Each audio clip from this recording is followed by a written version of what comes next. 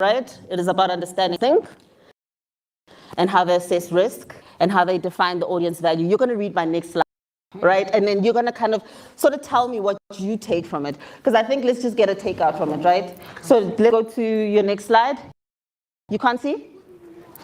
So what am I doing, reading this? Please read this slide first. I can project. I used to act. So to like this, you can even step aside so we get it from your point of view. How to sell stories to broadcasters? Broadcasters the financial, brand, and audience pressures, focus on originality, emotional depth, and social relevance. Commissioners are primarily evaluating risk. They're all about the money. They're all about the money. We're together, we're together on this thing. You see, it's about the money. Yeah. I guess like the first part is creative. It does what about the story itself and the emotional depth of the story and connecting with our audiences. And we all agree, right? We all agree, yes? And then let's continue. So who is your audience? Will you retain your viewership? And does it align with our brand identity? And can this production team deliver on time and within budget? That's Alison, she smiled. Yeah. She smiled. All right, because that's what it is. So that's your takeaway. Yeah. So ultimately it's risk. So you evaluate risk. You can still sit for me. You're going to give me your log line. I told you. So then it's about the risk, right? So you have to assess what's going on in the climate. So right now, what is the #1 show on Mzansi right now? Can anybody give me an answer? Inimba. Why do you think it's Inimba?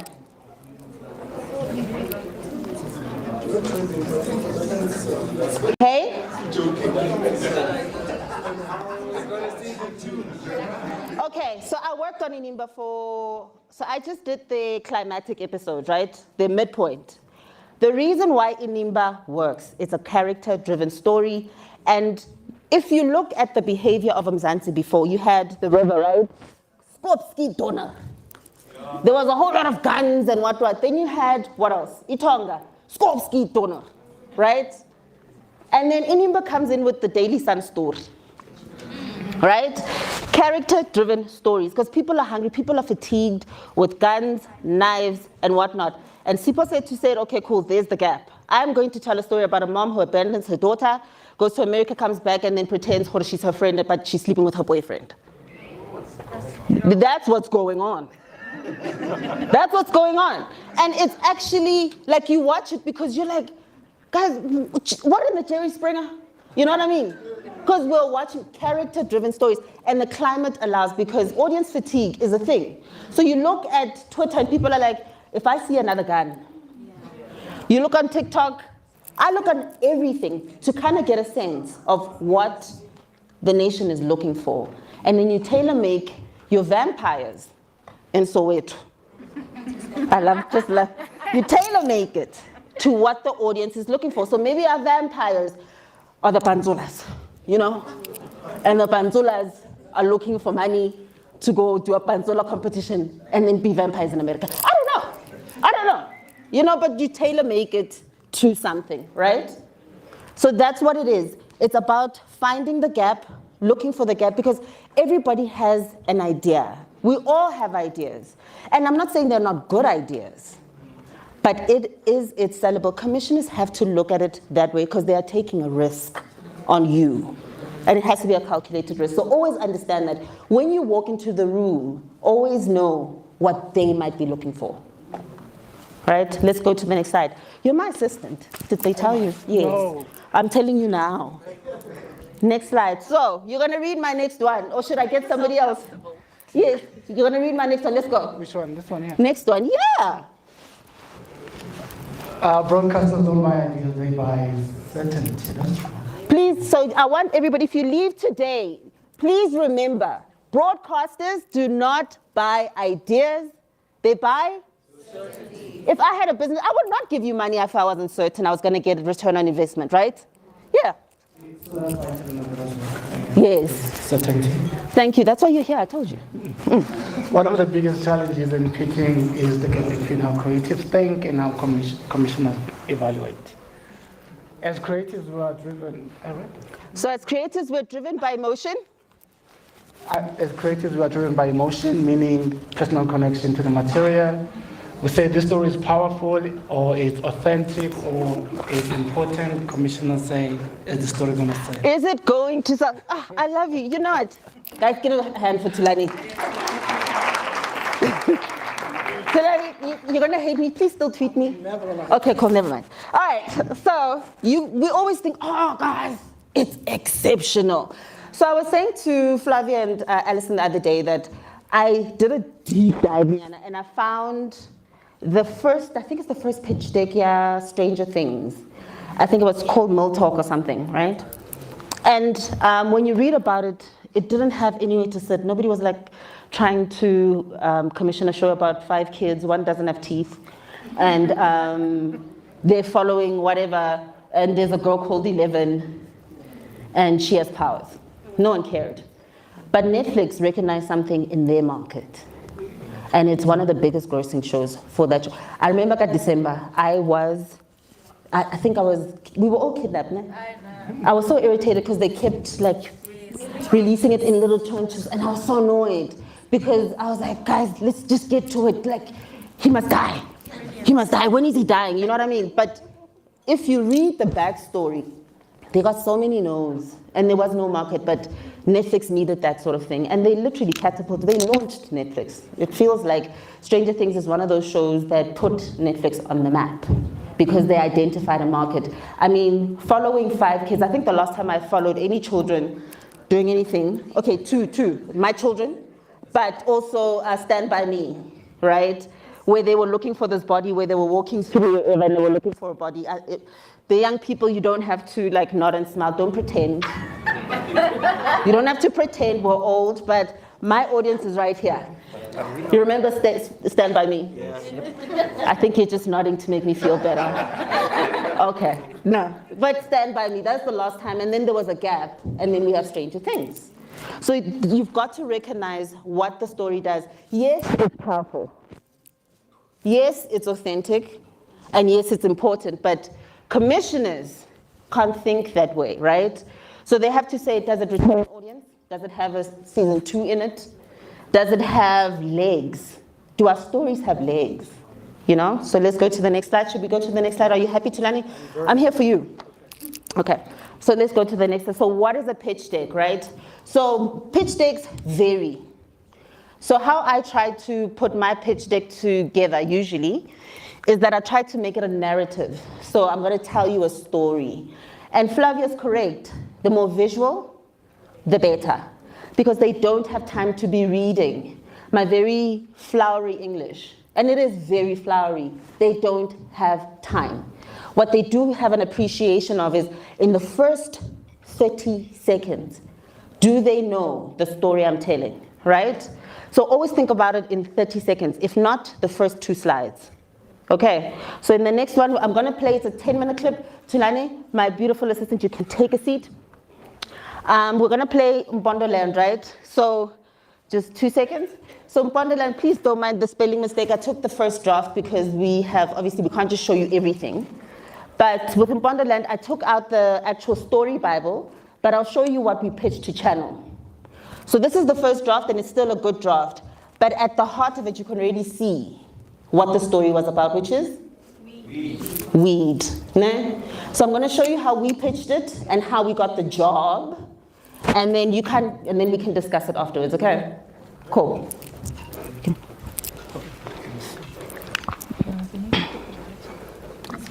Can we take some lights off? Can we switch some lights off so people can you pause for me, Tabang, please? Let's just pause it for 2 seconds.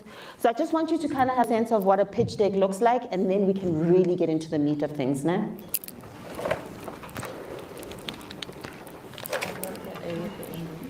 Mbondolanda, yes. You didn't even notice. Okay.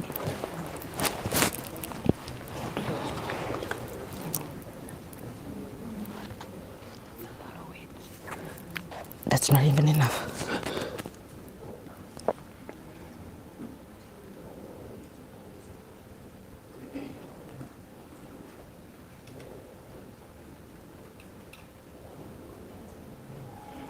It's a silent film.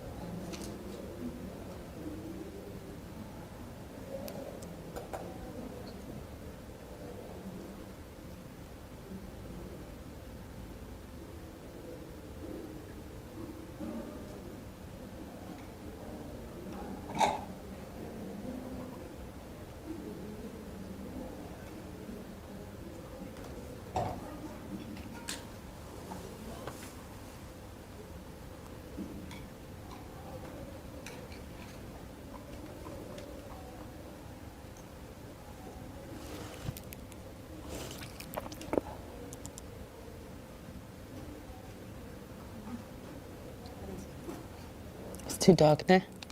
It looks dark, but this is from King Arthur when he gets pulled into the water. So in itself, the visuals are very dark in the film itself.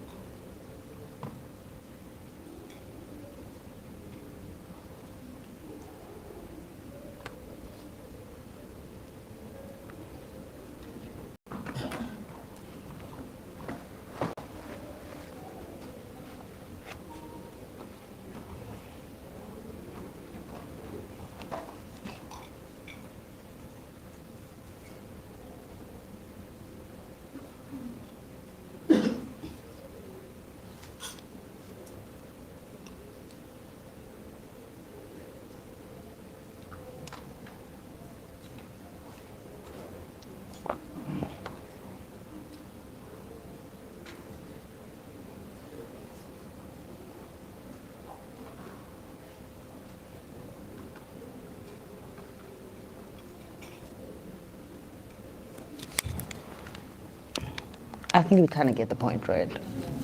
So, are you happy, Tulani? I'm only moving when you want to move. I'm impressed. You're impressed? Okay, Tulani's impressed. So, I think we can just turn it off there. So I decided to do a more visual pitch deck as opposed to the traditional just slide and read, right? Because it felt like, number one, the reason I made this choice was because we had never seen a story about the Mpondo people. So the pitch itself had to also feel like something they've never seen either. I wanted it to kind of say, guys, did you see that other one? Why did you do it like that? You know, if anything, if the question is going to be like, why did you make that choice? I'd rather have them talking. I'd rather be wrong, but they're talking. And then from then onwards, I just kind of actually quite like it. I wanted it to be sort of filmic in a way. And mind you, I pitched it to Flavia. She didn't like it. I'm lying. Flavia liked it. It's just that I didn't put episode 1 in, and she was like, "Where's episode 1?" But I had pitched it to Flavia, and we got copious amounts of notes. And Alison and I and another producer, we went back and we adjusted it. So this wasn't the end product. However, that's what we wanted to do because we wanted to be different.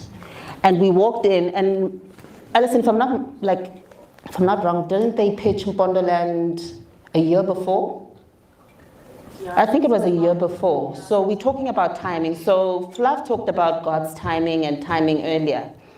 It was when it got commissioned, was when there was conversations about weed and legalizing weed. So then the show came and became relevant to the platform. So it wasn't because it was a bad idea, no. It wasn't like they didn't delay the commission because it just didn't fit at the time. And when it did come, it suited time. I think the 13th episode is playing this Sunday. I expect every single one of you to watch.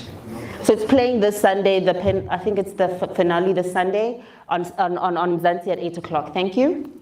So then just have a look at what the end product became. And that's what you also want to know, audience behavior. What are people watching? What's happening in the country? What's happening? And then you tailor make your ideas based on that. You go out there and you make a pitch deck that no one can take their eyes off of, where everybody wants to know what you're thinking. They want the ideas to pop, you know? So what is in a pitch deck? Tulani, I think you can rest. I think you came here and you're like, Batung, I was just supposed to just listen. Yes. Mara, I'm here for you. We're here for each other. Okay? Yeah. But I'm going to bother somebody else. Jessica? Jess? Yes. Menga? Oh, is Menga still here? Okay, so I'm going to start with Menga first. Jess, you can take a breather. I saw your asthma attack coming on, so I have to. Thank you. It's a pleasure. Menga, please. Guys, a hand for Menga, please.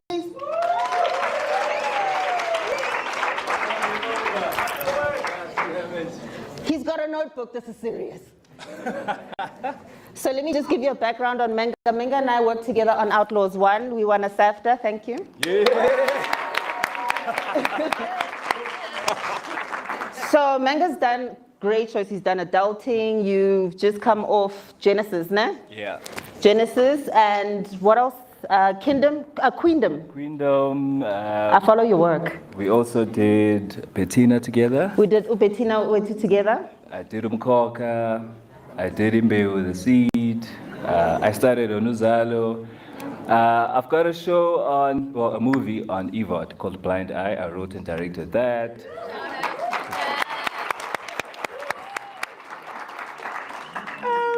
Well, I'm going to give you time. I'm going to give you time. Yeah. So now I want Menga to kind of give us a breakdown of how his processes work, because our processes are not the same. Yeah. So because I know that he's pitched and been commissioned, I think it's worthwhile for us to listen to other stories and not just ours, because we're here to help each other, right? We're here to collaborate on the spot, ne? Yeah. But that's what it feels like, because they could literally call you on a Monday morning and say, and you're pitching tomorrow. So this is what it also looks like. Okay. So just tell us about how you pitched your movie. Okay.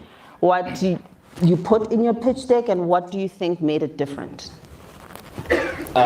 First, let's just say there's two sides to a commissioning editor.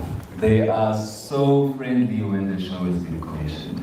Now they are your friend, co-producers. But when you're on the other side, still trying to get it, and even when you think, look, I've now been on the inside, and when I pitch again, these guys will know me. Nope, doesn't work that way. They're still just as hard.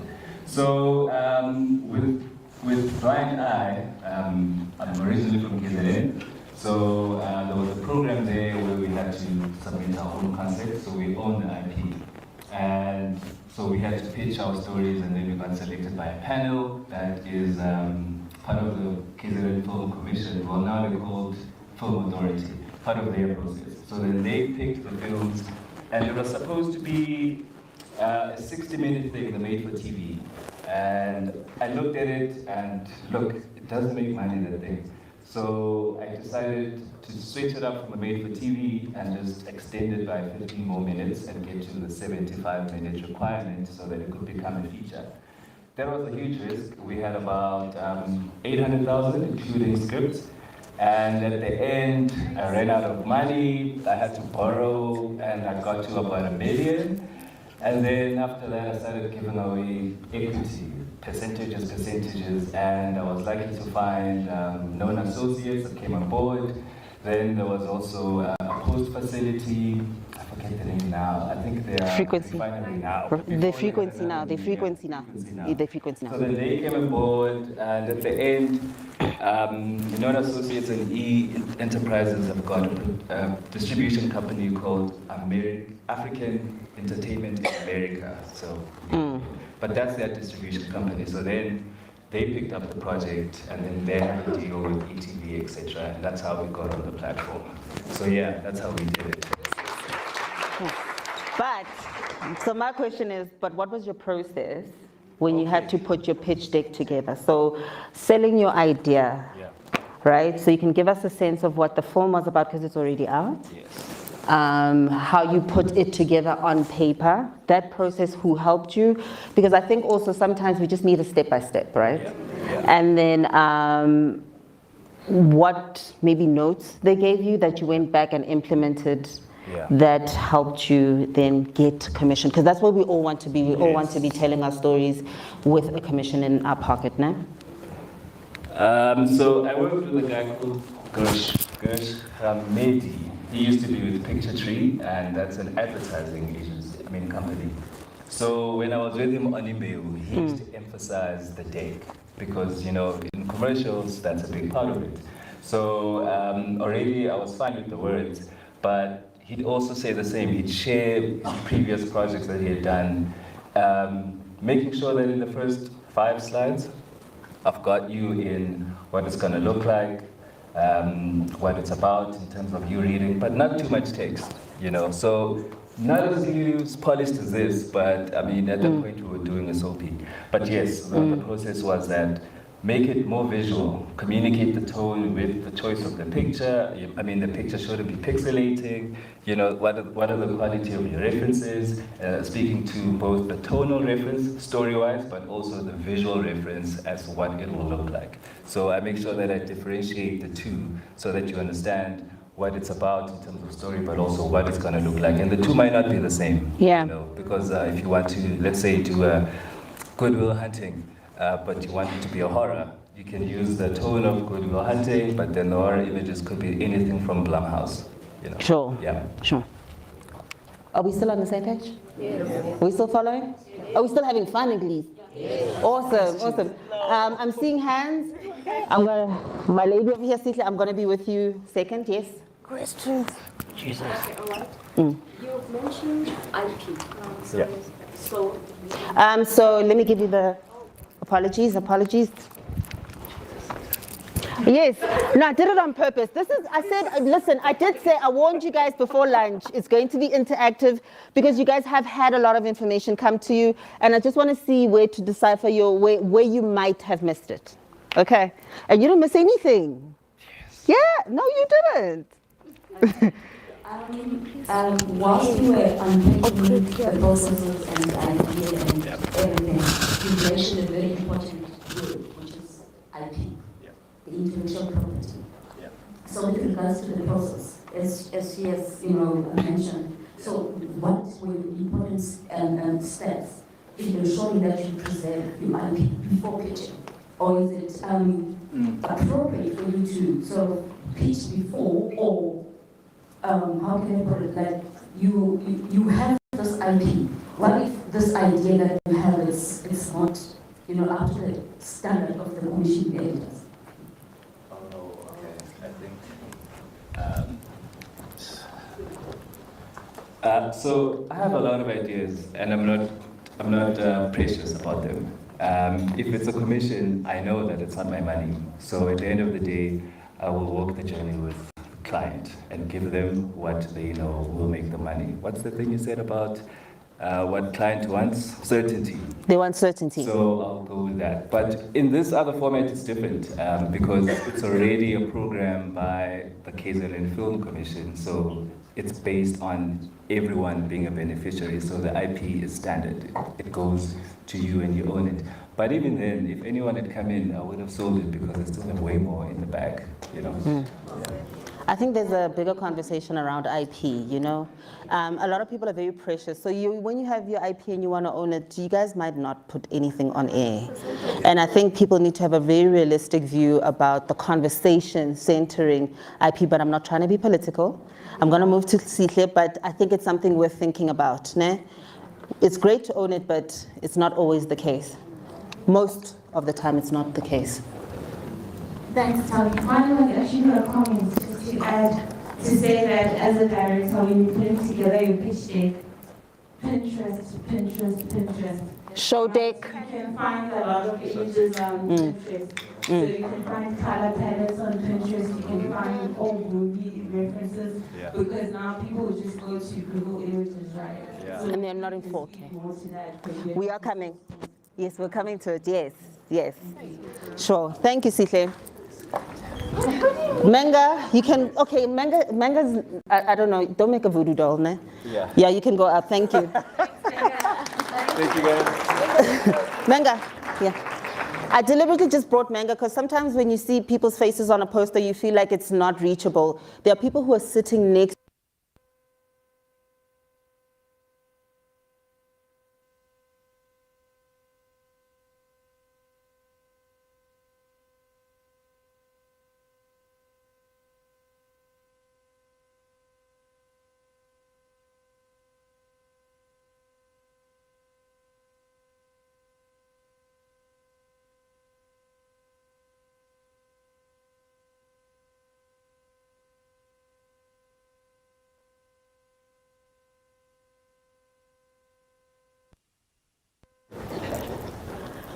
So when you have a pitch deck, you have to have like a strong, you have to capture the people first. So I said before lunch that I want log lines, right? That's your hook. That's when you speak to the commissioning editor. They're going to listen to you say in your first words, have to capture them, right? So the hook is the entry point. So it's the compelling idea that makes a commissioner lean forward within the first few seconds of your pitch. And it answers the immediate question, why the show and why now, right? So can I get some volunteers? Who wants to volunteer their log line? Oh, love it. Please come up. Now, the exercise is for you to listen to her log line 1. Now, Flavia had spoken about ETV, EVOD, Mzansi, Showmax, Netflix, and tell me where that log line would sit, right? Where do you think her log line would sit? Would it sit at SABC? Would it sit at ETV? Because we were all here this morning. You can come to the floor, madam. Hello, hi. Hi. Let's go. When a powerful South African family begins to unravel under the weight of hidden betrayals, sibling rivalries, and generational secrets, one woman is forced to make the ultimate sacrifice to protect her sister, even if it means losing everything, including her freedom. I said crappy log lines. That was a nice log line. Guys, let's give her a round of applause. That was a beautiful, you don't want to hear the response? Yeah.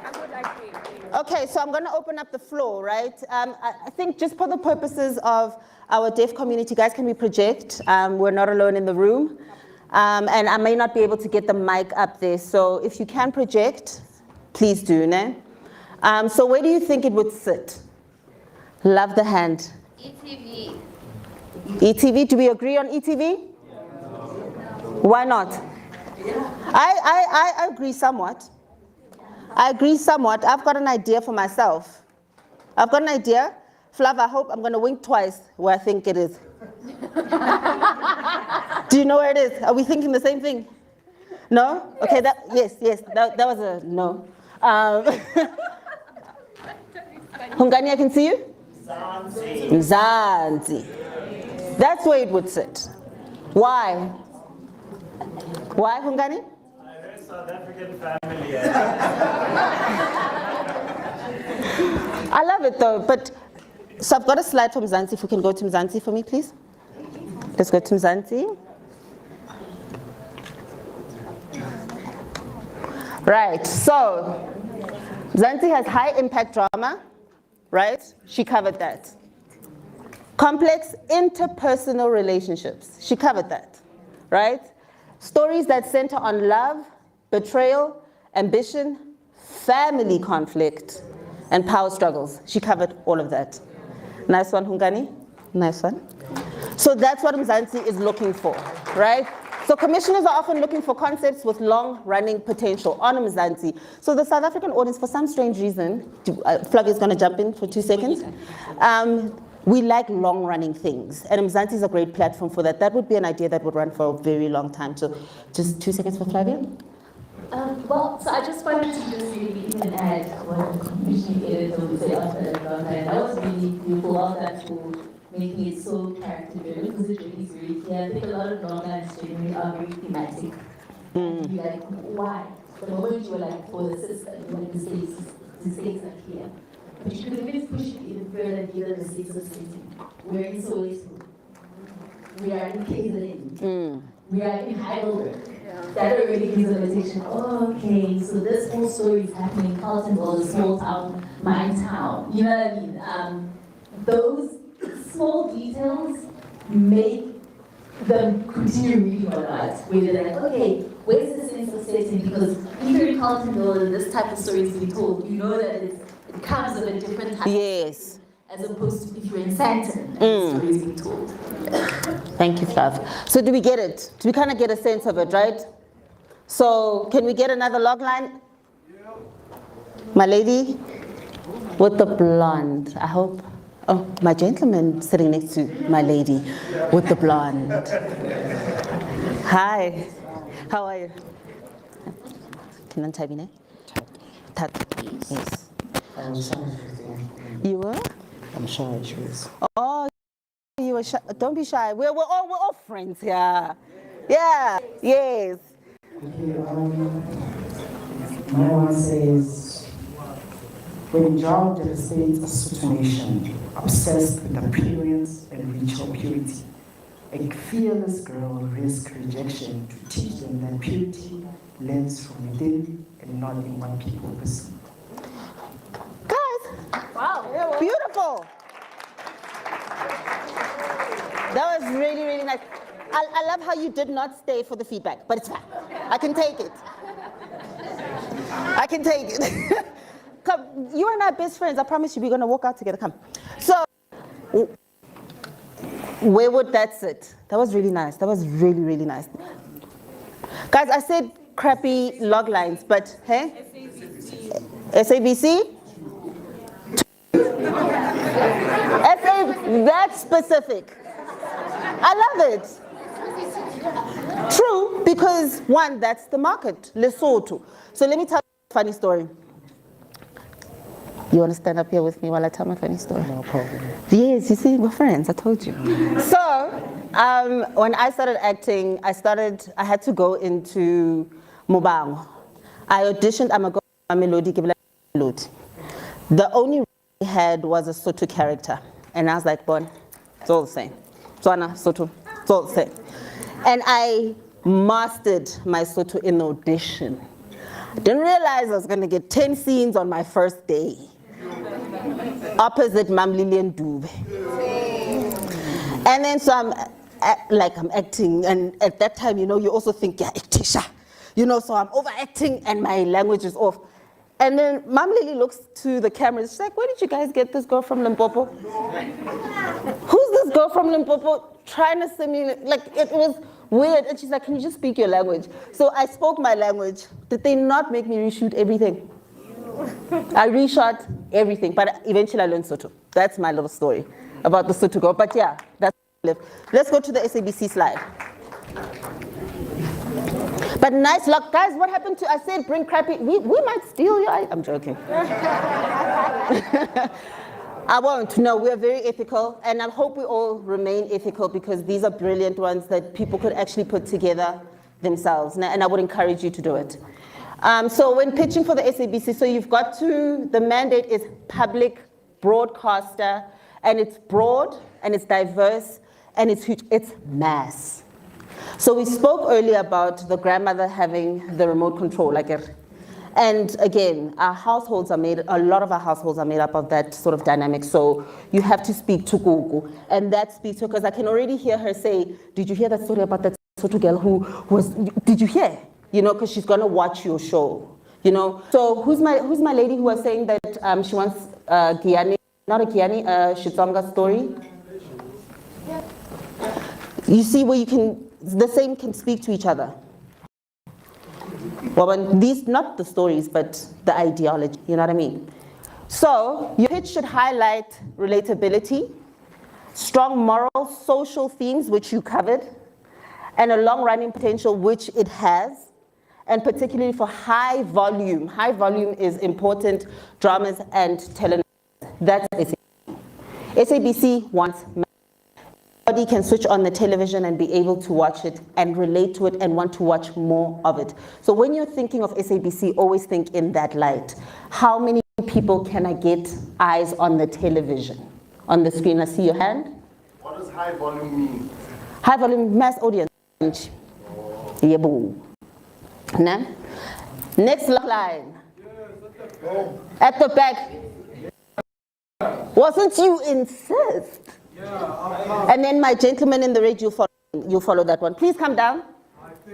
I feel like I need to clap.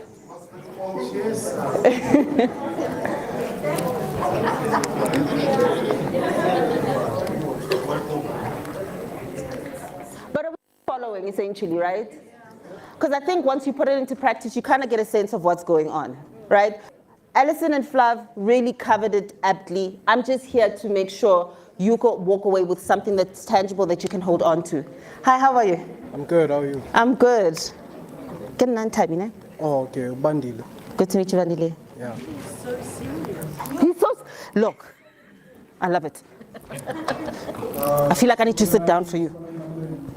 So my logline is a broke graduate stuck in the noise of the city hits rock bottom and makes a radical choice. Stop chasing jobs and stop chasing meaning. But as he turns his back on survival mode to search for his spiritual identity, he discovers that purpose demands more courage than any career ever could. Wow. Wow. Beautiful. I really like it. Where do you think it should sit? I don't know. You don't know? Okay, that's fine. That's fair. Guys, okay, so we're gonna help Bandile, right? So where do you think that idea sits? I have one in my head. Where do you think he would pitch? If he were to pitch this log line, which broadcaster? Showmax? Okay. What English? What English? But there is a twist of following spiritual journeys, right? Okay. So it's kind of sitting on two planes, right? So we get a Showmax, Flav. What do you think? I think this would be a great Mzansi magic movie for local. The bicycle. A bicycle? Yeah. Yeah? Yeah? I didn't think like that. I was thinking short series, but I suppose, you know, we could, I thought a short series, because I don't think it would I don't think it would hold interest for a 13 part. But maybe like a 4-episoder? Limited, yes, so it would sit, and also Mzansi, because of the fact that he is turning around and he's going to then find his spiritual journey, you're speaking to that audience. Okay, so make it a 6-episoder and then pitch it. Okay, do you smile? No. Guess it's a no. Thank you. Thank you, Bandile, guys.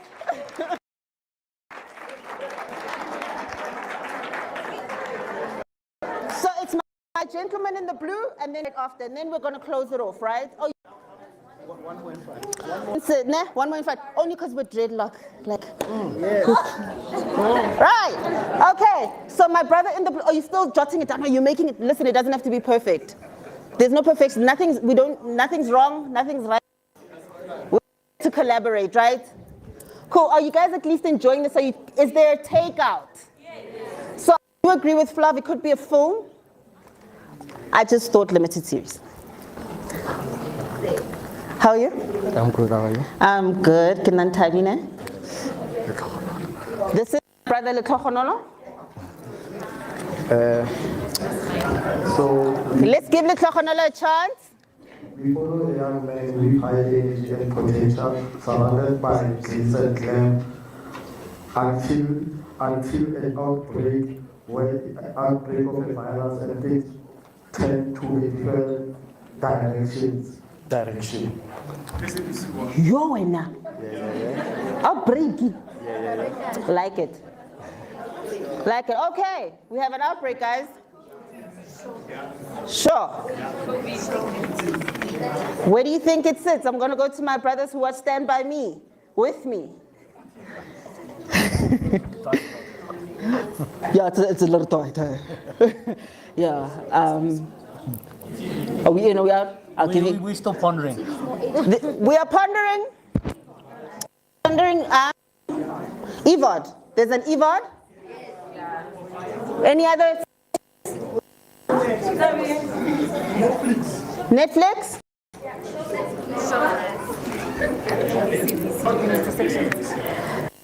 So Khala thinks it's given to sections.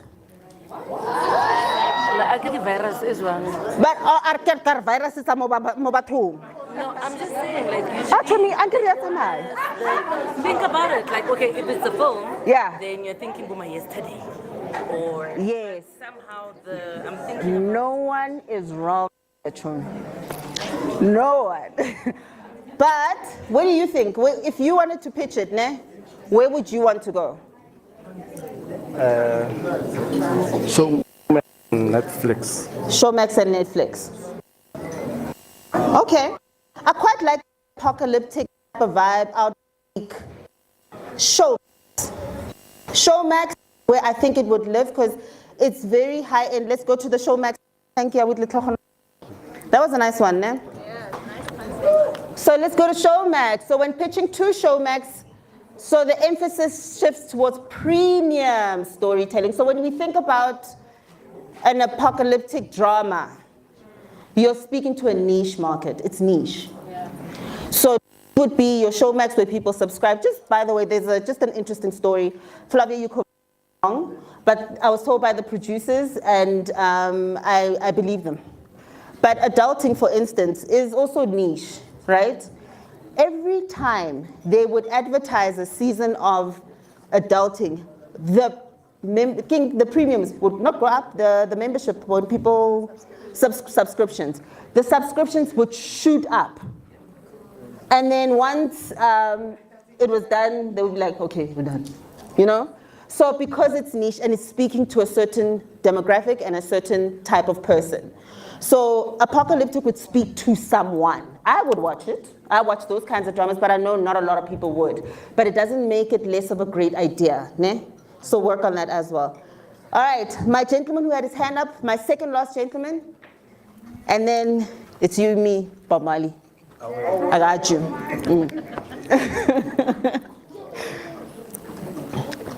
How are you? Good, how are you? I'm good, and Tabby? Genesis. Genesis, nice name. He's Genesis, guys. Cast me for Genesis. Really? I didn't know this. They lost out. I can see it in your eyes. I'll claim reparations for my name. There we go. Hi, my name is Genesis. An AI-filled future leaves a young man who's been crippled by grief, searching all ends of the web to find one thing technology cannot offer: the human touch.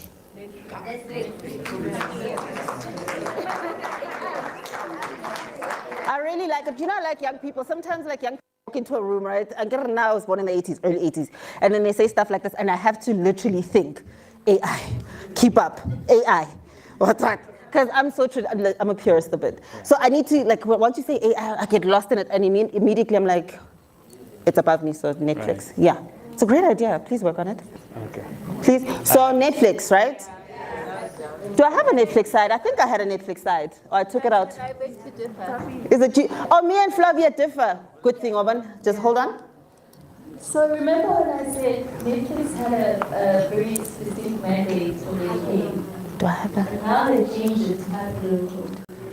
So I don't have Netflix, no? No, it's okay. Really focusing on futuristic style and those kind of things that they can offer in the international catalog. They're looking to speak to the masses. But something like this would be brilliant for Yvonne because they're looking to innovate. Apple. That's it. That's right. See, I stand to be corrected. All right, cool. So that's what we're doing. Please, my good sir, please come up. But that was really dope. I like it. I really like it. I don't know, there was a British show where this girl was trying to transition. I'll try to remember the name. I think it. No, another one. So it was a black mom with a white dad, and I think they had an apocalypse in the middle of it, and she was plugging herself into her PC or something. I'll try and remember the name there, but I think the reference for yourself, and then move from there. Okay. Hi. Hi, how Kibari. Yes. Good to meet you. Love your name.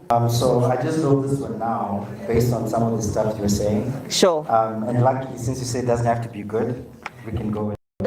That was actually the brief. So after the latest release of files detailing yet another criminal ring, a lot of conspiracy theorists realize that every single conspiracy is true has a crisis of faith. What now? Sit down. I'm joking. I'm kidding. It gives kind of what there was one from Barker's Media that sounded like it. It was on Showmax. It sounds very Showmax. Okay. It was not Death of a Whistleblower. That my favorite. Oh, I love guys, I'm fangirling over there. Ne? It was Red Ink. Was it Red Ink? Ne? Yeah, it sounds very Red Ink. Okay. Yeah, very Showmax. Please put it together, guys. You guys have brilliant ideas, and I think what you're saying is for the time. You guys are. You said for the time. So Yes. Yeah. Please put a pitch deck together and put it on the portal and get it out there. The messaging here is get it out there. Ne? You can take a seat. Thank you so much. So guys, what I want you to kind of get a sense of, ne? Another reason why I did this exercise is because I also want to identify who will go for it first, right? You've got to be hungry for it. There is no perfect anything, but you've got to put it out there. We won't know unless we hear it. We won't help you unless we hear it. So don't sit with it for too long. I know it's a scary thing. We all have had to overcome. Don't be fooled by me standing here pacing. I am shaking. Okay, I'm not. But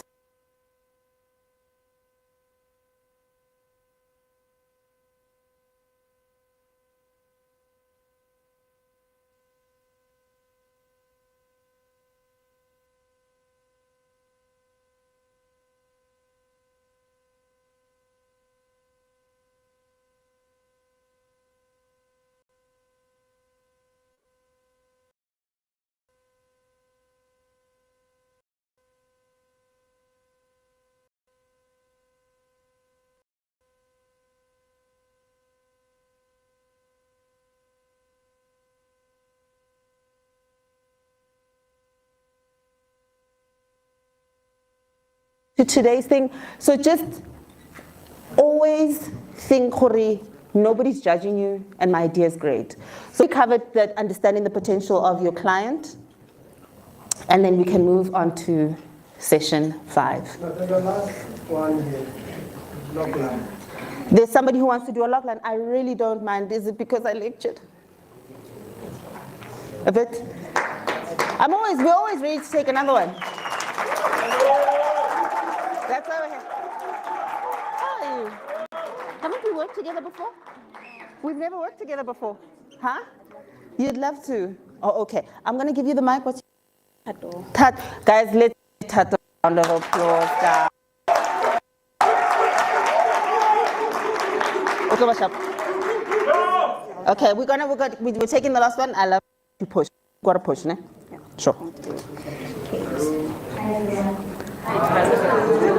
Hi, Tato. Hi, Tato. I love it. A story about a couple who are coincidentally linked to each other by an epidemic of abuse in South Africa. Each couple has made interviews to discover why and how abuse has affected some humans badly. When this is a story that puts a mirror in front of South Africans who says,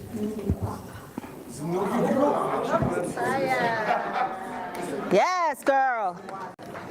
Okay, I'm gonna let Flavia take this one because she was like, oh, fire. And I feel like we're getting a good response from Flav, but I can give you guys a chance to guess it. Okay, Tato, where do you think it should sit? If you were to wake up and say, I'm gonna pitch this log line, who would you pitch it to? Mzansi? Ms. Flav?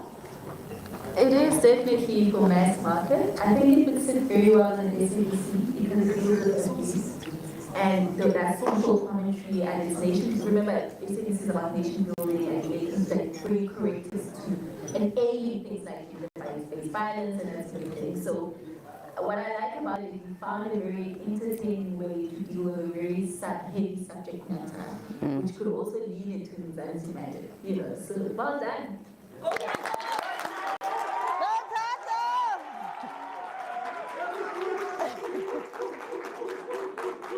Okay, cool. I love it. Okay, so we're gonna move. Yes, ma. Lona ba thong kopa re busetseng di bjana tsa di custard.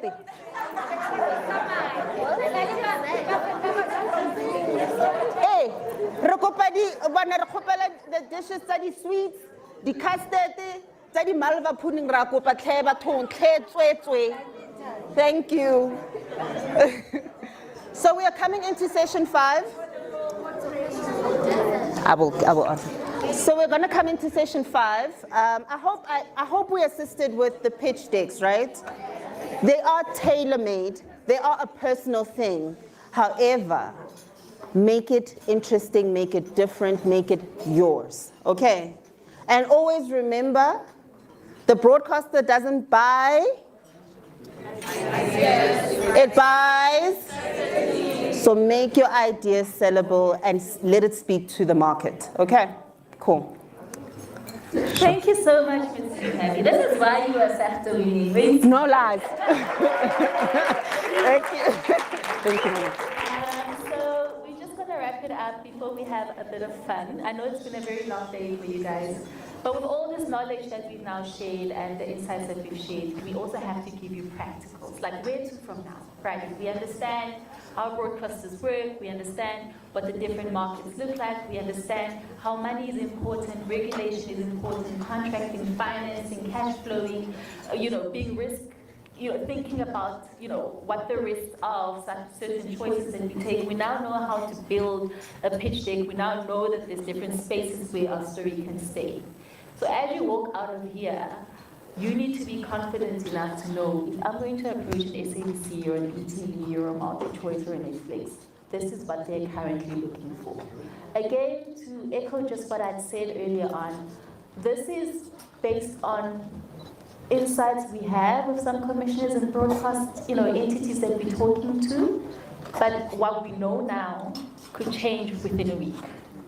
So please don't hold us to it, but this is just to give you a sense of guidance in terms of what broadcasters are looking for. Alison and Intavi are very, very established in the sense that they work on multiple productions and are currently working on multiple productions for various platforms. So their insights will come with that sort of understanding and sitting in pitching rooms, sitting in director treatment sessions, sitting in, cash flow report sessions with accountants and that sort of thing. And again, please correct us if you are pitching with the platforms and there is a piece of information or some sense that you can share.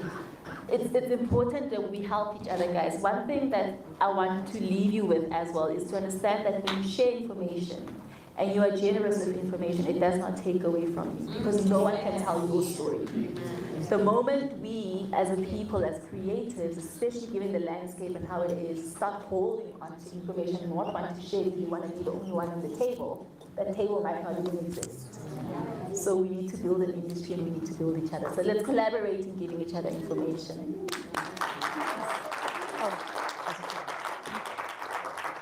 So I just forgot to add, it's just for you guys to take notes. So Sihle mentioned something very important. So I'm going to give you some websites that you guys can then go into to get great images, videos, in order to put in where you can put your pitch deck, right?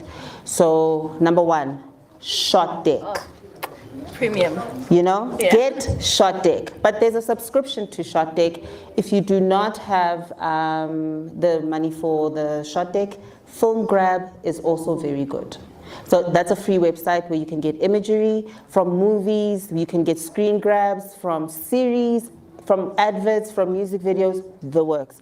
So Film Grab and Shot Deck. If you're looking for videos that are like 3 seconds, you can also subscribe to FrameSet. However, there is a free, we can still access it for free, it's called FrameSet, right? So you can also use FrameSet, it'll help you, and also Pinterest. Now, I did it, and I only did it because I couldn't find any other imagery. If you can, stay away from AI.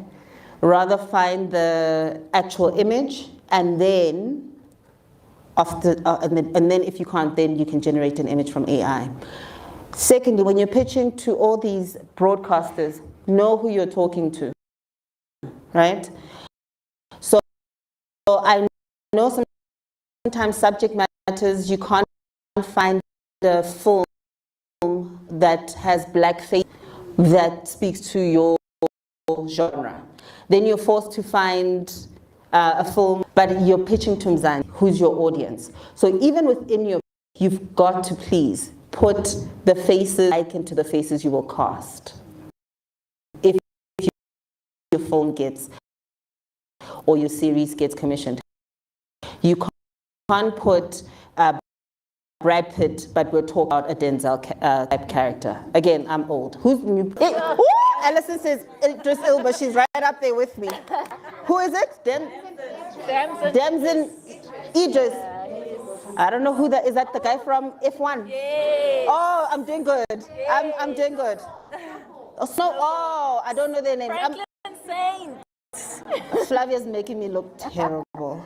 Okay, so those are the sites you should look at, including Pinterest. Sometimes the Pinterest, the only thing about the images, sometimes they don't pixelate, but they're not the right, I suppose, the aspect ratio is not okay. So sometimes it pixelates when you're trying to make it fit onto your presentation, but it's still great as a good place to get reference pictures. So FrameSet, Shot Deck, Film Grab, and Pinterest. Instagram, I don't know, because those are people's pictures and you might get in trouble with that. Hey? It's not a public document, the pitch deck, isn't it? It's not public. Still, just to be on the safe side, I would always just rather stay away from that. Yeah. Just to be on the safe side. Because what you don't want is that when you're pitching your idea, we're not going to debate whether or not you've got the right IP and whatnot. We want to talk about your story. Yeah. Okay? Cool. What do you want me to say? I don't know what, I don't know. Yeah, so blackface is Canva. Oh, and Canva. Yeah, you can use Canva. Some people use Keynote. Some people use PowerPoint. I prefer Canva. And Canva does have blackfaces, no? All right, cool. All right, so what are broadcasters looking for? Alison, do you want to maybe share? I think let's do it high end and then come down. What do you think Netflix is looking for right now? Netflix is looking for book adaptations. So if you go into the Netflix space now, you'll see a lot of series, especially limited series, that are book adaptations. We had a pitch meeting with Netflix last year, and that was their main focus, book adaptations. Just to add on to what she's saying, so we also went to, I'm not sure if I'm allowed to, but I'm going to say it in this room. We had a workshop with Netflix. They also want adaptations from like your Telemundos, because they already know how their products behave. And they gave us like an example, like the 5 harness. So it's the story about this guy who goes to a sperm bank, and then he has like 5 daughters, and then they just happen to meet randomly. It's called 5 harness. So then if they were to do any kind of anything in South Africa, we would do those sort of adaptations over and above the book adaptations. We just did one. We just shot one last year. It's going to come out sometime this year, and it was a book adaptation. It's absolutely incredible. So they need guarantees as well. Again, we speak to certainty, and they know exactly how those properties behave. So again, in addition to that, aside from book adaptations, they're open to any kind of adaptation. It could be a podcast that went viral. It could be, I'll just say, Tanya and I pitched a Bible story to them, a very famous Bible story. They entertained it for a few months, and they were like, no, but we want something else. But yeah, if you say, okay, this is based on the Donald Trump and President Ramaphosa's, Oval situation, and we want to create a political blah, blah, blah, blah, blah. That's still an adaptation out of something. It could be a song, it could be. So a lot of people just think books, which sometimes it's very hard to acquire book rights. But if there is something that's culturally resonant and relevant and impactful, you are able to bring that to them as well. What is quite honest, and I've been saying this, that they are more likely to do a pre-sale or a license with you if they haven't worked with you. But you would have to get an agent or go to some of their producers that produce frequently for them to get some sort of supervision if you want to work with them. I think a classic case would be something like Bad Influencer. Shout out to Kudi, that was fire. And Go. But with Bad Influencer, that model was Kudi's idea. She came up with it. She went through a film lab. Remember what I said about labs? She went through a film lab with Netflix and NFVF, and that's how it got selected, and that's how Bad Influencer happened. I think if she had just approached them directly, because they hadn't worked with her, they wouldn't have given her the day and night. And now, look at how amazing it's been. But even with that, she had to work with Gambit because Gambit had done Blood and Water. So it's just for you to think about how the models will be different as opposed to Mzansi and the ETV, even SABC, where you can just walk to them and say, take my concept. All right. What is Showmax looking for? You. I don't know. What is Canal Plus looking for?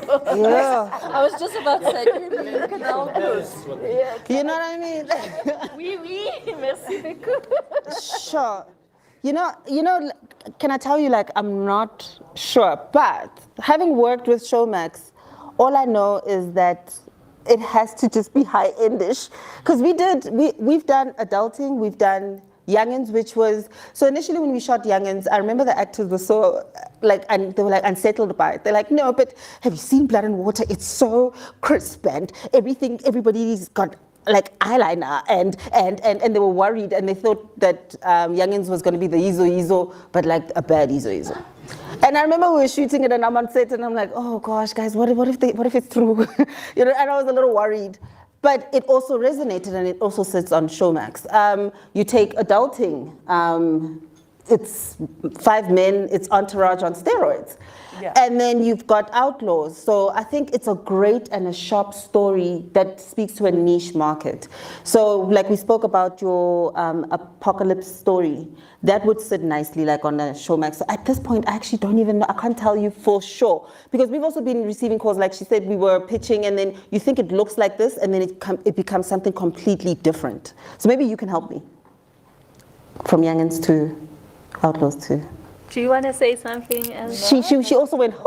I always went, because who knows? Who knows? Right now, it's not looking for anything. See? They're not really commissioning, they've halted on the commission for various reasons that we might not know. It might open up again in March, it might not, we don't know. But don't try to bombard them with stuff for Showmax.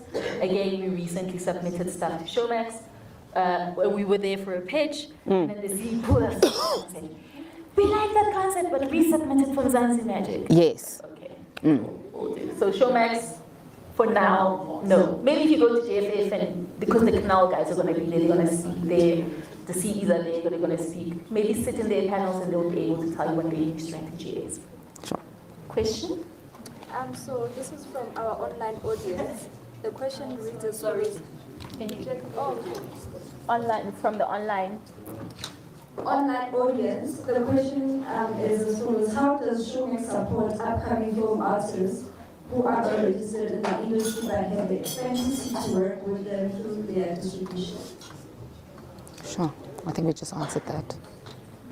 Because I'll be very, Yeah. I thought you were going to give the nice answer. Oh. So Showmax's mandate is not to uplift up and coming emerging filmmakers. Their mandate is to make money. That's an SABC mandate. But where the beauty comes in is Mzansi Magic does it a lot with their made-for-TV movies where they look at emerging talents. So as opposed to wanting to maybe go onto Showmax and look at an Mzansi Magic, but that's a very much SABC mandate. All right, then next, Mzansi Magic. Mzansi. Yeah. I think Mnet is also quite clear. Mnet, right now, they're looking for big formats that you can get, like your Master Shades, your Survivors, those type of big formats, but they're not really commissioning much, even on a co-production point. Maybe somebody had asked me about co-productions. They could be looking for those, but again, even that has sort of halted. So we can go to Mzansi Magic. Alison, you working on some projects? Yes. Yes. We're busy in soft prep for a new telenovela. Nice. In Zambia. So I know what they're looking for. Yes. It's what we're giving them.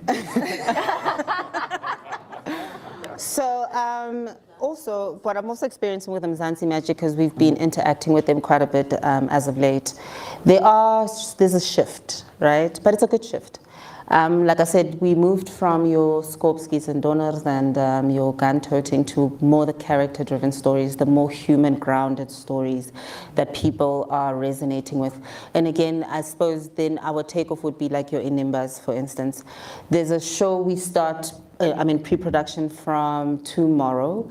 That is a completely new genre to Mzansi. However, it's still rooted within family, it's still rooted within even mass, I would say mass, but the subject matter is something they have never explored. So they are in a position where they are starting to explore other genres, your psychological thrillers, but in a more palatable way. They are looking at other genres that we would not have, a thriller maybe, that you would not have thought about because we're also writing a thriller. But we've rooted it within the world that our audiences can still relate to, that Mam Gumede somewhere can still talk to it, you know? So Mzansi is shifting in terms of not having a one-dimensional way of looking at it. It's very multidimensional now. So you can explore any kind of story, but it's just rooted within family and in a community that our audiences can relate to and they know in South Africa. Yeah, I think Tari put it so well. I would be wasting by adding. The only thing is, it needs to be a black communal world. Yes. If you're gonna go, whether it's a corporate space or a friendship space, a family space, whatever. Like the world needs to speak to that, but it's that authenticity. And I always say, I used to say that the same stories keep being told. Just like the house will be there. But what they basically are saying, give us the house, but instead of entering through the front door, maybe enter through the back door or through the window. So if you can give them something that is very grounded and rooted in, resonance, but it's maybe told from a different point of view or a different world, that will always be a winner. What is EVOD and ETV looking for? Sure. Okay, so I'm also working on 2 shows for E. But I'm in the development room, right? So ETV, if you've noticed, I don't know if you've been watching and kind of paying attention to the news, they have discontinued quite a few shows because they're shifting, right? So we were a success story for a show that we did on another platform, and they want almost like a replica of that thing.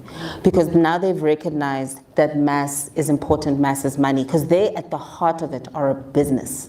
So they're about the bottom line. They don't care whether or not you can come back and say, oh, let me see if I can find my feet in season 2. No, they want a great story that's going to hit the ground running right now. So we were in development, I think about 3 weeks ago. They were pitching it last week. And it's a youth-driven show.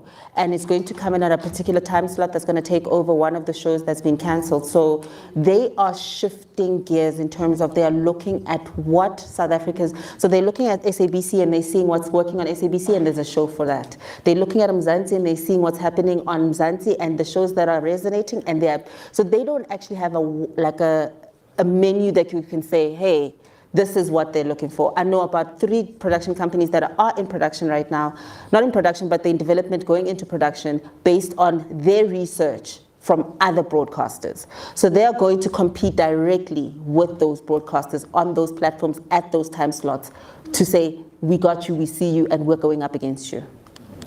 That's what they're doing. That's my understanding. I could be wrong, but that's what I got from the rooms. Gossip. Yeah. Do you want to add to that? No. Yeah, I think Terry answered that. And then what is SABC looking for? Are they looking? Well, I don't know if they're looking, but as of late, I know that they replaced SABC, they replaced 9 o'clock with a new show called Pimville. Also, do yourself a favor, start watching everything. Even if you watch the first 6 episodes of any kind of show, when we drop a name like Pimville, know exactly what's going on Pimville, because then you know who you're going up against. So anybody who's seen Pimville, love it. You see, not enough people have watched it. It's now taken over the 9 o'clock slot, which means it was going up against Inimba at 9 o'clock, right? Inimba is going to 8:30. Yeah, so now it's taking over Itonga. Itonga finishes on Friday. Tomorrow, Inimba is moving down, which means the 9 o'clock slot is open, which means you could pitch to go up against Pimville, but you don't know what Pimville is about. So that's also another thing. You've got to know exactly who's doing what on every platform. I watch all of them, ne? Even if it's one episode or an omnibus. I never thought I'd actually tap into an omnibus, but we're tapping into it because you need to know who your competition is. So SABC is not looking for anything that I've heard, because at some point I knew for the 6:30 SABC 1 slot, they were looking for telenovelas, but they only wanted a telenovela to live for just that year, because a telenovela by design has a beginning, middle, and it has to have an end, right? It has to have a definitive end, and then another show would take over. So they would then develop new producers. That was the ultimate plan for the 6:30 slot. But Amalanga did so well, they've made a business decision to keep it. So if after this, maybe they'll look for another 6:30, but I know that's the plan that they have. They're wanting to develop new producers, and they want fresh stories. There is no set mandate, because they just want eyes on the screen as well. That's what I know about this. Alison, do you want to add on to that? I don't know what it I is. think, Kikopa's announcement. Sure. But what's having the parking ticket, Yadikopa? Parking tickets for validation. Yadikopa, wait, Yadikopa. So that's about how many, because we ordered the tickets in the morning and then there was a system jam. So they are asking them back at night. So that I don't know what they will do. Can we do? Okay. Sure. Can we do it like we do it at church? Like we're passing on the dish, right? The collection. So just pass it down, because if we all stand up. How did you get up there? Am I too short? I had a BBL. Oh, did I say that here? Oh. Whereas I have to have all my dresses tailored. Is it? I went from a D to a B. Oh no! There was a specific slide you wanted to speak to, then we can do the breakout production. Yes. Oh, sure. Talk about production. And then I'll step down for that. No, let's all sit here. Okay. Yeah. It's creative alignment and production. Are we all sorted with the tickets? Sorry. You go, do your announcements. It's just that everybody's standing and I'm like, sorry, Alison.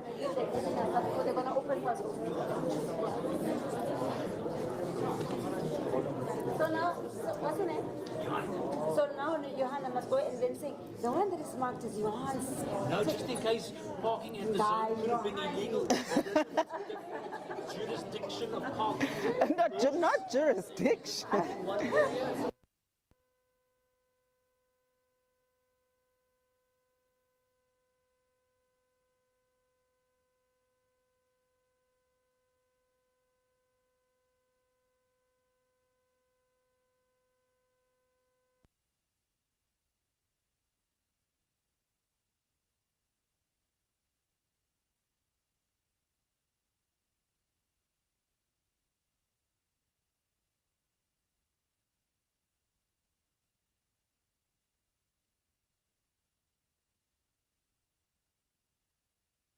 On licensing, there's been quite a few of you guys that walked up to me and said you've got all this content and now you'd be the place to distribute. SABC, because of their app as well, they are acquiring. View is also acquiring.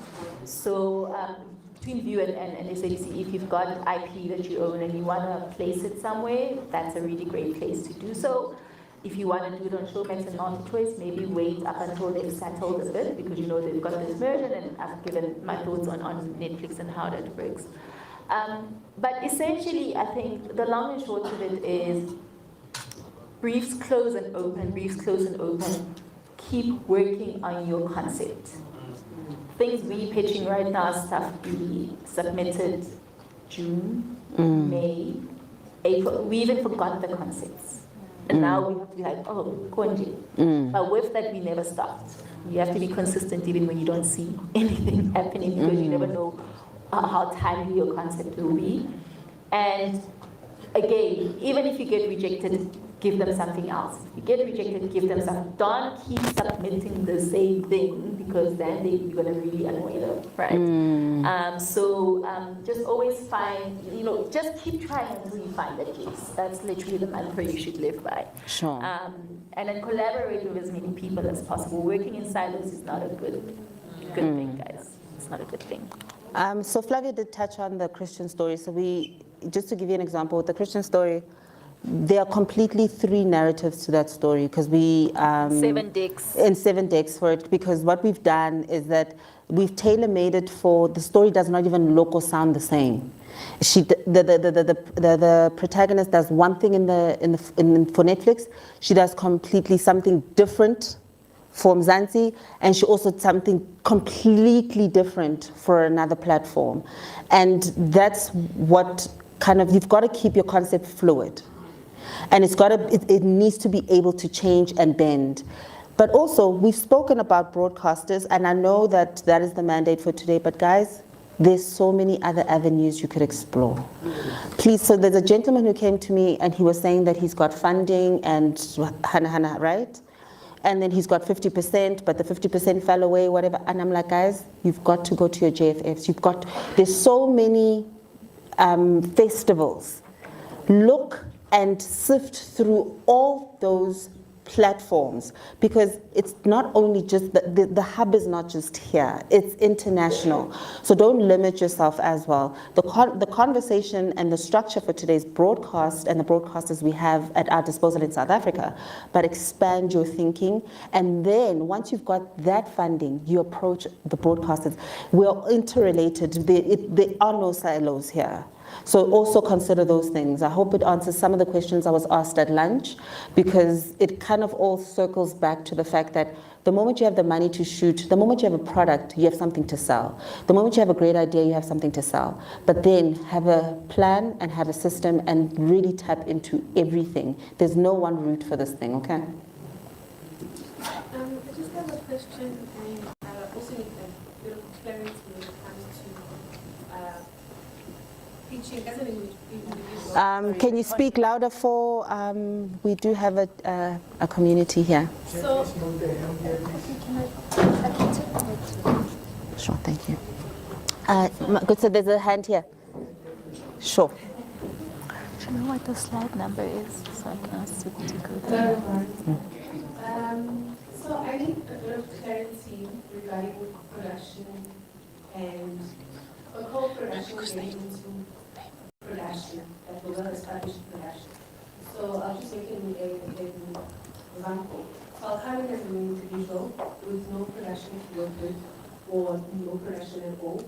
And we find that I approach a production company, but that production company still requires me to go into a co-production with a, not like a well-established production company, but like a small production company.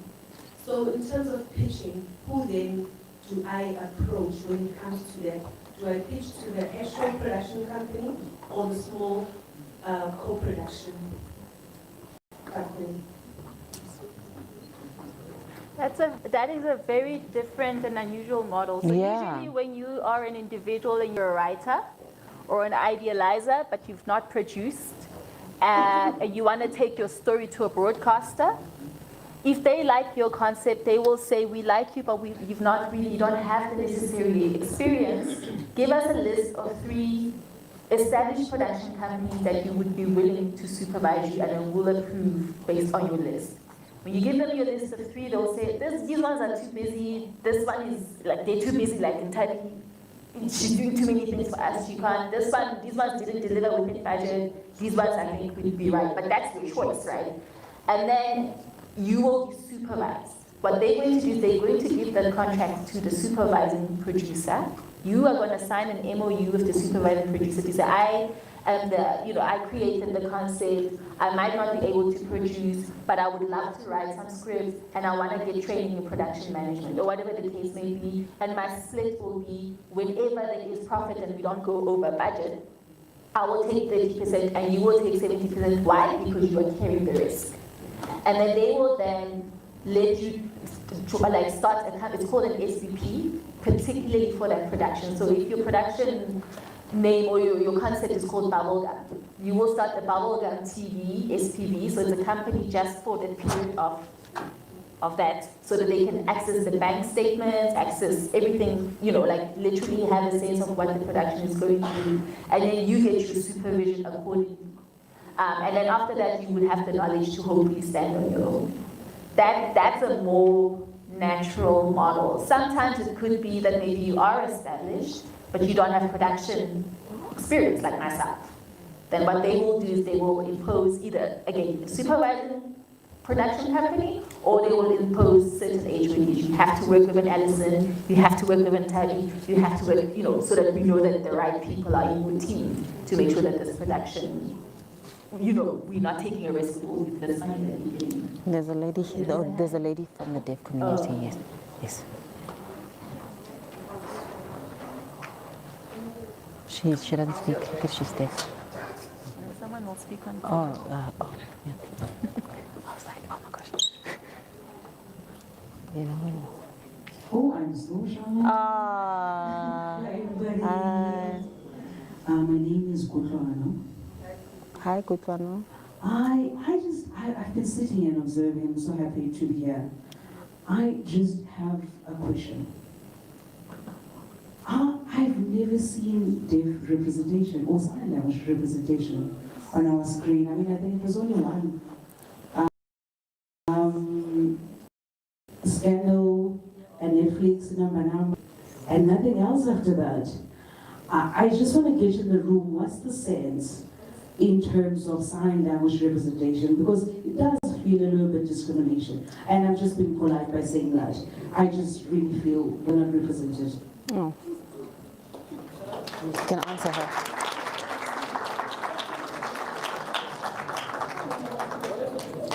Kutlwano? You're right. There isn't a lot of representation. I did, however, when I was on Mobango, when I was still acting, there was a lady called Kuki. She was a deaf actress, and she had her interpreter who used to work with her. And it was really was eye-opening for us, because we also had to adjust as actors working opposite her. So learning lines was also quite the adventure. And I use the word adventure because you had to step outside yourself to kind of figure out what she's saying, because you have to act naturally.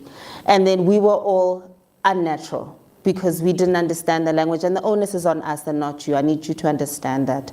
So the actors of Mobango then got together, bless our hearts. we asked that the interpreter be incorporated into story, so she came into story. So then she would walk with us and she would say the lines in the world, so she had an interpreter in the world. And we thought from then onwards, there would be some kind of jump off of some sort that other, other shows would adopt it, and they didn't, unfortunately, you know. And we weren't in a position to hire or fire, but it was a great experience, and it was a new experience because we had never been used to, nor trained like that. But it was a great experience, and she was there for 2 seasons, and then I think she got a job elsewhere. But Buki was, yes, so there was representation, but you're correct, there is not enough. And also, sometimes I think it's the logistics. I think because we're always talking money and everything else, sometimes it tends, because you're hiring 2 people. So then people have to outweigh the opportunity. Is it an opportunity cost, no? Yeah. Yeah, sort of. You have to weigh, because you have to then get 2 people, and then sometimes the budgets don't allow, but it's still no excuse. We should have more representation, and I'm glad that we're having this conversation, because you've opened our eyes today, that when we then start shooting, because we never think like that sometimes, and we're wrong for not thinking that way, but we will in future start conscientizing people that we're not just one-dimensional people. There's all kinds of people, and we need to be accommodating. But yes, I did work with a deaf actress. It was incredible. Yeah, and maybe there's a space to tell a story through the eyes of a hearing impaired person. So, I mean, that's why we're all here, right? You might have a fantastic story that you can pitch that will put you on that platform. Yeah, I have to agree with Alice, and I think the onus is on us in this room, the creators. You know, when Tabi was speaking about how many of us want to pitch, and like literally 90% of the room lifted their hands up, it is on us for us to bring those stories to the broadcasters. So I think we've got a question from online. So the question reads as follows: why do broadcasters approve a concept? Why do broadcasters approve a concept? Then change the format, which of course put production under pressure. Then change the format, which puts production under pressure. And they don't take responsibility when deliveries are late. And they don't take responsibilities when deliveries are late. Sure. Okay, so that now leads us to the next segment, which Alison is going to speak to. So thank you for the question. It was at the right time. Sure. Good. Thank you. Okay, so there are 2 parts of this. It's understanding CPM with optimal production value in mind. So I touched on that previously. So we're all clear on production value and how to get the best production value for your production. But I think to answer that question is, sorry, I have to rely on my notes. Aligning creative ambition with broadcast economics. So you have your creative ambition, you know what story you want to tell, but it has to align with the broadcast economics. It has to align with what the broadcaster wants. If the broadcaster has commissioned your story, again, we go back to who owns the rights to that story, and that's the broadcaster. So it is difficult because you can be all ready with your spreadsheet and go, we're doing this, and then all of a sudden, broadcast, your CE comes and says, no, we're going to change it. It's now going to change to this. Again, as I said earlier, they're your co-producers. Have an open dialogue. Give them. Here's the problem. If you don't do that, you're going to lose production value. If you don't go to your CE and say, it's going to cost much, you can't change the story. Remember earlier I said, don't keep quiet and be scared of your CE because they're your ally. You don't want to be in a position where your story, so the most important thing, your story beats and your set pieces, because those are the things that, right, that drive your story. Those are the things that the people like to see. You don't want to be in a position where you've now changed something to a point where a big story beat or a set piece, can you imagine the lead actor or the lead in your story is getting married, and he's a big, I don't know, he's a big personality, and you've got 10 extras. Right? And as a line producer, I have to stand in front of the director and go, sorry, you can't get 150 extras, you can't, we just don't have the money anymore. So to answer that question is, yes, the broadcasters are totally in the right to change what they want you to do, but it's an open dialogue. Does that answer the question? Should I go? Okay. Do you want to continue, or are you good? I'm good. Okay. Flavia put me on the spot. No, she didn't. Guys, I'm going to close to workshop. I just want to emphasize how grateful we are. See your hand. Let me, before I continue. Hi. Can you project for me now? Okay. Sure. I just wanted to ask you, you spoke about an SPE, so is it as simple as just opening a bank account and just naming it SPE, or is No, have to open it. regulations around SPEs? No, so an SPV is basically a company. So as you would require, what used to be CC is now PTY Limited. So it's called a special purpose vehicle, and it's a company that's specially open for that production. When that production is finished, you close that company for the next year. So it's still a normal company registration? And Yes, exactly. Specifically for that project? Exactly. So it's you'll have a different company registration for that production. That number pays you earn because you have to be compliant. And bank account and bank account. And then they close once production is closed. Yeah. That was a nice question. But guys, I just want to say how grateful we are that you guys gave and came here to listen to myself, Alison and Flavia. We were quite nervous. We met earlier in the week trying to put together the best program we could for you guys. And you guys have been exceptional and so warm in the way you have received us today. I think our program worked only because of the way you guys were so receptive and how you interacted with us. So more than anything, we're very grateful that we got to spend the day with you and share with you. What I've learned in the last year when I'm trying to move into a different space is that conversations are important. Conversations with people, ask the right questions. You know, they'll always say things like push through the door. Guys, if you can't push, kick the door down. You don't need to kick the door down if you're having conversations. And then based on who we saw today, I've also realized that a lot of you guys I've seen on sets. I've also seen you guys either in filmic spaces. Guys, talk to people. You get into rooms and then you guys cower and you become mouses.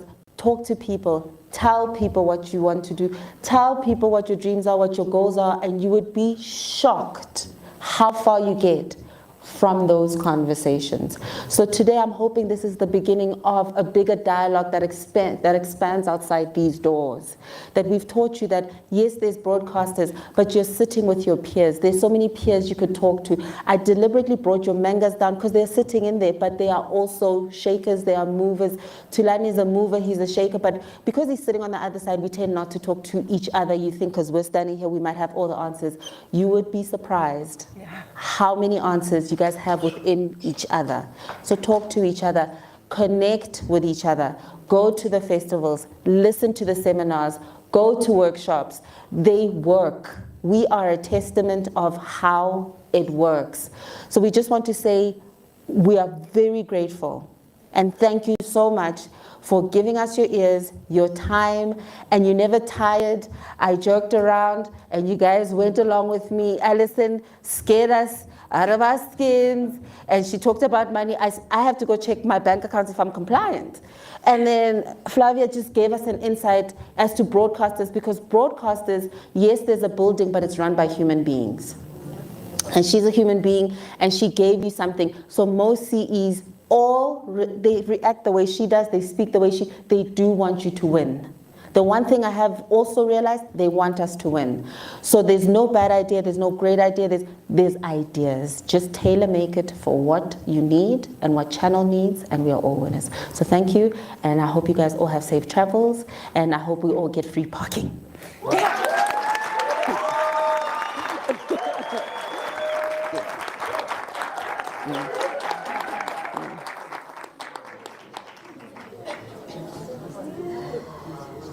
Oh, before I even listen up, I forgot to say thank you to GFC. Oh, GFC guys, can we give GFC a round of applause? They've really come to the party. They are incredible. Thank you. They are great partners. Thank you. Thank you for sharing your knowledge. Thank you. Yeah, come in for a hug somewhere. Yeah, I'm a bit. Hi. That's so good. Thank you. Thank you so much. You've got your own production company as well, eh? We just recently opened one, but I've always been in direction, but I'm always pitching, so I always like, let me help people out because people struggle in the pitch phase. That's where they lose the work. Yeah. So that's why I came. So now I want to do my own productions. I'm ready. Okay. Yes. Can I get your number? Sure, definitely. Carla, please don't leave. My name is Ntabi. And what's your name?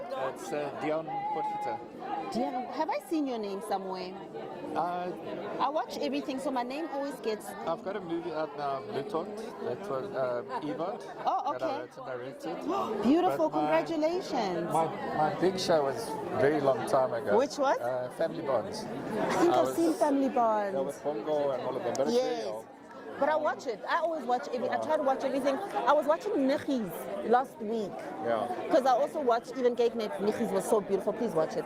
And then I'll just watch your movie as well. Because I try to get a sense of what everybody's doing. Luton's the Afrikaans special horror movie. Look, I'll watch it. That was pretty good. I love a good horror story. Yes. I also wrote Rose of Soweto. Really? Yeah. With Dingan? Yeah, we were like this. So we were actually just before I spoke to him on a Tuesday, and he passed on Friday. Oh, I'm so sorry. That's we were on the verge of, okay, now we're going to